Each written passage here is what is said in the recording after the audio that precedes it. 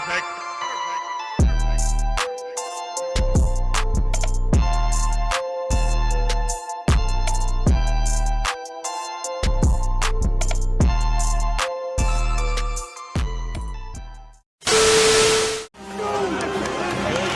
for the third leading scorer in the SEC. Labaron Philon out to a tremendous start in his sophomore campaign. Only player in the SEC right now in the top 3 in scoring and assists. Labaron Philon has been a star. I was just watching his highlights the other day. I was like, damn. He got the goods. In ISO, he got the goods. I was like, yo. He's also so hard nosed. He's one of those. You know what I mean? You talk about personality. He like a Caleb Wilson type of personality. Yeah. Like he got that kind of personality. Oh, Philon does? Yeah, he got that kind of personality. Everybody loves him. And if you're around him, you're like, yo. Smiling, bouncing around, vibes. Yeah, he vibes. He's vibes guy. He nice. Yeah. He on the court, though. Somebody gonna sleep on him. I promise you. Somebody gonna sleep on him. Who, Philon? He's gonna get slept on. I think so, too. You know, being a Philadelphia 76ers fan is a very interesting fan to be. And I gotta keep it 100. I knew for a fact it didn't really matter who we picked. It was going to be a large portion of the fan base that hates it. Because that's just what comes with being a 76ers fan. And after we drafted Labaron Philon, I didn't expect anything different.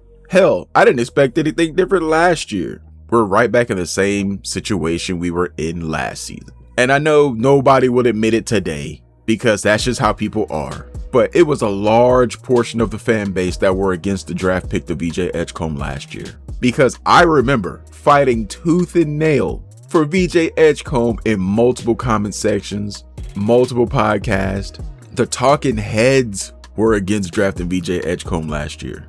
It was so many people who wanted Ace Bailey. There were a bunch of people who wanted Colin Murray Boyles. There were a bunch of people who wanted Trey Johnson. There were a bunch of people who wanted Derek Queen. But all of those people are null and void now. They are never going to admit it. But with all that being said, we're right back in the same situation. The 76ers drafted Labaron Philon with the number 22 pick in the NBA draft. The heads love it. A bunch of people hate it, and I knew instantly once we drafted Labaron Philon, he was immediately going to get compared to Jared McCain. But in all actuality, those two dudes are two different players. Jared McCain was more of an off-ball shooter, movement shooter. Labaron Philon is a straight-up point guard. Yes, he can play some off-ball, but that's not where his bread is buttered. Labaron Philon thrives running the offense because he plays at his own pace.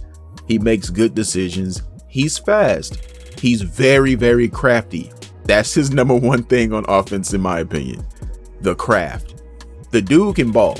Labaron Philon averaged 22 points a game, over 5 assists a night. He shot 39% from 3, 50% from the floor, like 80% from the line. I'm doing all this off the top of my head. But there's so many people who are against adding that guy to a team that desperately needs backcourt help.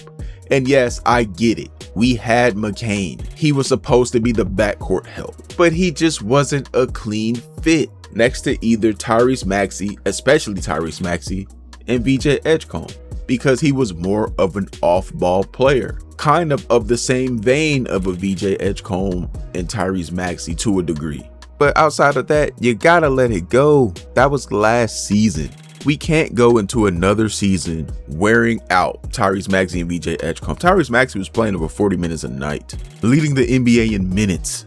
VJ Edgecombe was number 5 in the NBA in minutes. That's unacceptable. We had to get backcourt help. And yes, I understand Quentin Grimes is here, but Quentin Grimes isn't a natural point guard either. He's an off-ball player as well. And it's not even a guarantee that he was even going to be back on the team because he's a free agent this offseason. So people got to relax, man. Relax. And I got to admit, even for me, when I saw Cam Carr was still on the board, that was the guy I wanted to go with because I didn't expect Cam Carr to be on the board either. But I was like, next to Maxey and VJ, Cam Carr is more of a natural fit, even though he's around the same height as VJ or maybe a little bit taller. But he has that 7 foot whatever wingspan. So he's more of a guy who can slide in next to those guys. But even I, as somebody who really liked Cam Carr and had no inkling that he would be available at number 22, understands that they really needed a backcourt running mate with those two guys. And I'm not mad at it. I like Phylon. I'm from Alabama. I saw Phylon play. I saw a lot of Phylon basketball. So welcome to the Philadelphia 76ers Labaron Philon. Hopefully you be just as good as you were at Alabama. That's all I can say. And even with that being said, the Philadelphia 76ers might not be done. Yes, we don't have a second round pick, but they were hinting at doing something else. There are still big men out there that can be had in the second round. Really good ones at that. Henry Vasar still on the board. Baba Miller still on the board. Trayvon Brazil still on the board. Malik Brown from Duke is still on the board. Awaka from Arizona is still on the board. There are still big men out there to be had in the second round. This was not a big man draft. This was very, very point guard dominant. And that's the reason Labaron Philon fell in the first place, because it was so many guards, so many high-end guards. In any other draft, the dude is a top 10 pick, and was still slated as a lottery pick in this very deep draft. And he fell to 22. We had to take him.